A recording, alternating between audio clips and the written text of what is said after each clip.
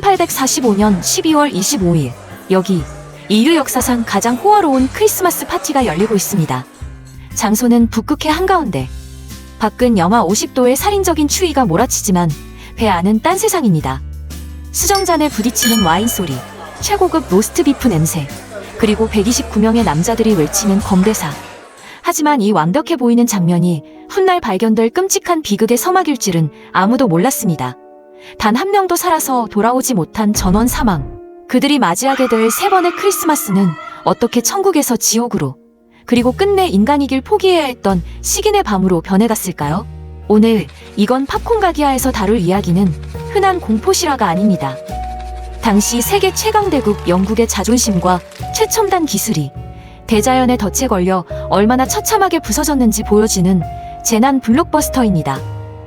타이타닉호 침몰 60년 전 이미 존재했던 가라앉지 않는 배, 그리고 그 안에서 벌어진 미스터리한 광기. 마치 할리우드 스릴러 영화 작가가 쓴 것 같지만 소름 끼치게도 이 모든 것은 100% 실제 상황이었습니다. 팝콘 대신 따뜻한 담요를 덮고 들어주세요. 등골이 서늘해질 테니까요. 도대체 왜 129명이나 되는 엘리트들이 목숨을 걸고 북극으로 갔을까요? 정답은 돈과 시간 때문입니다. 19세기. 영국은 전 세계 바다를 지배했지만 아시아로 가는 길은 너무 멀었습니다. 아프리카를 빈 돌아서 가야 했죠. 상인들은 꿈을 꿉니다. 지도 위쪽 북극해를 뚫고 지나가면 중국과 인도에 훨씬 빨리 도착할 수 있지 않을까? 이것이 바로 전설의 항로, 북서항로 개척입니다. 이 길만 뚫으면 엄청난 부와 명예가 쏟아지는 겁니다. 영국 해군은 결심합니다. 우리의 기술력으로 북극의 얼음 따위는 정복해주마. 그래서 탄생한 것이 바로 괴물 같은 두 척의 배, 에레버스와 테러호입니다. 이 배들은 당시 기술의 결정체였습니다. 원래 폭탄을 싣던 군함을 개조해 빙하와 충돌해도 깨지지 않도록 강철판을 덧댔습니다. 놀라운 건 내부입니다. 북극의 추위를 견디기 위해 증기 기관차 엔진을 배 안에 집어넣어 온수를 순환시키는 첫 최첨단 난방 시스템파를 깔았습니다. 밖은 영하 40도여도 실내는 반팔을 입고 다닐 정도였죠. 여기에 1200권이 넘는 책이 있는 도서관, 최고급 식기, 그리고 결정적으로 3년을 버틸 수 있는 통조림 8000개를 실었습니다. 사냥을 안 해도 3년은 먹고 살 수 있다는 뜻입니다. 사령관은 백전노장 존 프랭클린. 모든 준비는 완벽했습니다. 사람들은 말했습니다. 실패하는 것이 불가능하다. 1845년 12월 25일 첫 번째 겨울. 예상대로 북극의 겨울은 혹독했지만 배 안은 파라다이스였습니다. 난방기는 쌩쌩 돌아갔고 선원들은 연극을 하고 악기를 연주하며 첫 번째 크리스마스를 즐겼습니다. 그들은 확신했습니다. 겨울이 지나고 여름이 오면 얼음은 녹을 것이다. 그때 엔진을 켜고 전진하면 우리는 영웅이 된다. 그들에게 이 시간은 고난이 아니라 영광을 기다리는 휴가 같았습니다. 하지만 그들이 믿었던 신은, 아니, 대자연은 그들의 편이 아니었습니다. 문제는 다음해 여름에 터졌습니다. 1846년 여름. 원래라면 기온이 영상으로 올라가 얼음이 녹아 길을 터줘야 합니다. 그런데 1846년은 기상 관측 이래 손에 꼽히는 추운 여름이었습니다. 7월이 되고 8월이 되어도 얼음은 꿈쩍도 하지 않았습니다. 최첨단 증기 엔진? 2m 두께의 얼음벽 앞에서는 고철 덩어리에 불과했습니다. 배는 그대로 얼음에 꽉 끼어버린 채 꼼짝없이 갇히게 됩니다. 그렇게 1년이 허무하게 지나갑니다. 배는 이동수단이 아니라 거대한 얼음 감옥이 되어버린 겁니다. 1846년 12월 25일 두 번째 크리스마스가 찾아왔습니다. 하지만 분위기는 작년과 딴판입니다. 배는 1년 넘게 같은 자리에 멈춰있고 창밖은 영원히 해가 뜨지 않는 극야입니다. 어둠이 사람을 미치게 만든다는 말 들어보셨나요? 선원들의 몸에 이상한 신호가 옵니다. 잇몸에서 피가 나고 무릎이 붓습니다. 괴혈병인 줄 알았지만 더 심각한 건 정신이었습니다. 평소 얌전하던 선원이 갑자기 칼을 휘두르고 장교들은 헛소리를 짓거립니다. 범인은 바로 그들이 믿었던 통조림이었습니다. 현대 법의학자들의 부검 결과 대원들의 뼈에서는 치사량에 가까운 납이 검출되었습니다. 납 중독이 그들의 뇌와 신경을 서서히 파괴하며 판단력을 마비시켰던 겁니다. 사령관 프랭클린 경은 이미 세상을 떠났고 21명의 동료가 얼어붙은 땅에 묻혔습니다. 배의 심장과 같던 석탄마저 바닥나자 선실 내부엔 북극의 칼바람보다 더 지독한 냉기가 들어찼습니다. 한때 희망을 노래하던 캐롤은 끊긴 지 오래입니다. 그 빈자리를 채운 것은 굶주림에 지친 신음과 납 중독으로 마비된 뇌가 내뱉는 기괴한 발작 소리뿐이었습니다.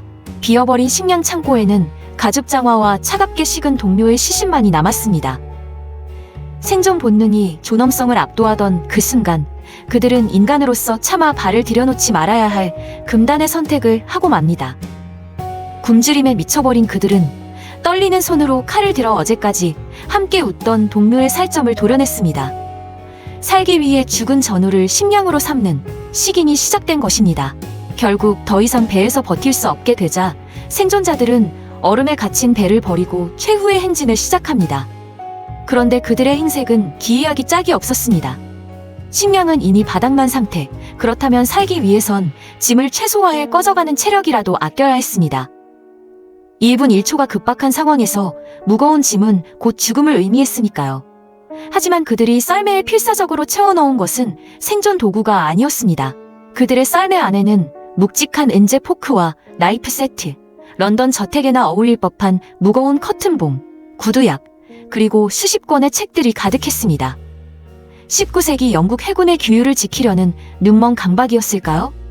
아니면 납중독이 가져온 광기가 뇌를 망가뜨려 무엇이 중요한지 잊어버리게 만든 걸까요? 그들은 굶주려 비틀거리는 몸으로 생존에 아무런 도움이 되지 않는 이 무거운 문명의 쓰레기들을 죽음의 문턱까지 끌고 갔습니다. 129명이라는 거대한 원정대가 하루아침에 북극의 안개 속으로 증발해버렸습니다. 영국 사회는 충격에 휩싸였고 그 중에서도 프랭클린 선장의 아내 제인 프랭클린 부인은 남편을 찾기 위해 자신의 전 재산을 쏟아부었습니다. 이것은 19세기판 아폴로 프로젝트였습니다. 무려 11년이라는 긴 시간 동안 40척이 넘는 구조선이 북극으로 출격했습니다. 그 과정에서 수많은 구조대원이 조난을 당하고 배가 부서지는 2차 피해까지 속출했습니다. 하지만 기이하게도 그 거대한 강철선 두 척의 흔적은 어디서도 찾을 수 없었습니다. 마치 북극의 유령이 배를 통째로 삼켜버린 것처럼 129명은 완벽한 침묵 속으로 사라져버렸습니다. 그러던 1854년 수색가 존 레이가 결정적인 단서를 들고 나타납니다. 그곳에서 수천 년을 살아온 원주민 이누이트들을 만난 것입니다. 이누이트들은 충격적인 목격담을 전했습니다. 몇 해 전 뼈만 남은 백인들이 남쪽으로 비틀거리며 걸어가는 걸 봤다. 나중에 그들이 머물던 곳에 가보니 시신들이 널려 있었는데 솥단지 안에 사람의 뼈가 들어있었다. 존 레이는 이 증언과 함께 이누이트들이 보관하고 있던 대원들의 훈장과 음수저를 결정적인 증거로 본국에 보고했습니다.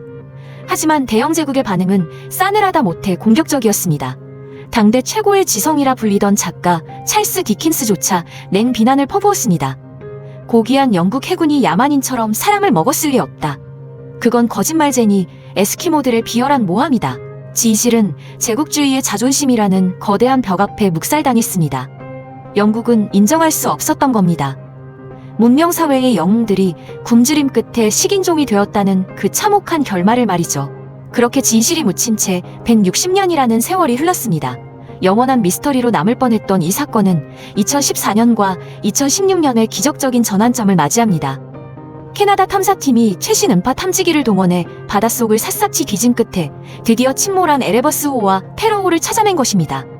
그런데 전 세계를 소름돋게 만든 건 배가 발견된 위치였습니다. 그곳은 놀랍게도 160년 전 이누이트들이 여기에 배가 가라앉았다라고 지목했던 바로 그 장소였습니다. 백인들이 미개하다며 무시하고 비웃었던 원주민들의 구전. 그것은 사실 그날의 진실을 가장 정확하게 기록하고 있던 블랙박스였던 겁니다. 차가운 북극해의 수온 덕분에 배는 마치 타임캡슐처럼 완벽하게 보존되어 있었습니다. 선장실의 책상, 식기, 심지어 선원들이 벗어둔 옷가지까지 그대로였죠. 그리고 현대 법의학이 이 비극의 마지막 퍼즐을 맞췄습니다. 현장에서 수습된 대원들의 뼈를 정밀 분석한 결과 뼈의 양끝이 날카로운 도구로 매끈하게 잘려나간 컷 마크가 발견된 것입니다. 이것은 짐승의 이빨 자국이 아니었습니다. 고기를 발라내고 뼈를 쪼개 골수를 빼먹기 위한 명백하고도 부인할 수 없는 식인의 증거였습니다. 결국 이누이트의 말이 맞았습니다. 기술과 문명을 자랑하던 그들은 가장 비참하고 원초적인 모습으로 생을 마감했던 것입니다. 129명의 점멸. 이것은 단순히 날씨가 추워서 혹은 운이 나빠서 벌어진 사고가 아닙니다. 자연을 정복할 수 있다는 인간의 오만, 위기의 순간 현지인의 지혜를 무시했던 편견, 그리고 죽음 앞에서도 무거운 은식기와 명예를 버리지 못했던 탐욕. 이 세 가지가 129명을 집어삼킨 진짜 괴물이 아니었을까요? 170년 전 크리스마스. 가장 화려하게 출발했지만 가장 비극적인 어둠 속으로 사라진 프랭클린 원정대. 이번 겨울 우리가 기억해야 할 것은 화려한 성공의 불빛이 아니라 그 그림자 속에 숨겨진 겸손함일지도 모릅니다. 지금까지 영화보다 더 영화 같은 팝콘각 역사 미스터리였습니다. 오늘 영상이 재미있으셨다면 구독과 좋아요 부탁드립니다.